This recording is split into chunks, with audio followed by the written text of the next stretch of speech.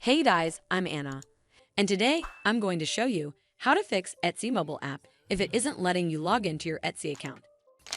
It might be possible that you're not able to log into the Etsy mobile app due to a connectivity issue.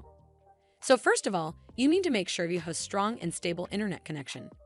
To do so, you need to do a quick test to check if your internet's working or not. Simply open up an app that runs on internet other than the Etsy mobile app and check if it's working or not. You can also try switching from Wi-Fi to mobile data and vice versa. Doing this might help you log into your Etsy mobile app. This should fix the issue, but if it doesn't, then you need to make sure you're running the latest version of the app.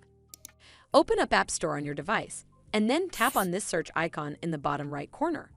Then search for the Etsy mobile app, and if you see this update button right next to the app name, simply tap on it to make sure you're running the latest version of the app.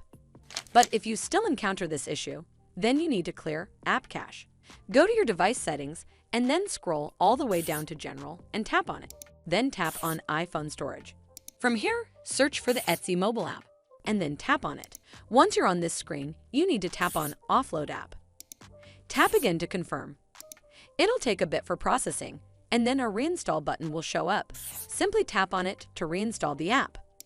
This should fix the issue, but if it doesn't, then you need to completely reinstall the app. Follow the on-screen instructions to navigate all the way to the app page. Once you're on this screen, tap on Delete App to uninstall the app from your device. Once uninstalled, you need to open up App Store and then search for the Etsy mobile app right over here in the search bar, and then click on this Get button to install it back on your device. Well, that's how you fix Etsy mobile app if it isn't letting you log into your Etsy account. I hope you found this video helpful, and if you did, make sure you give it a thumbs up to see more videos like this, and don't forget to hit that subscribe button. We'll see you in the next one.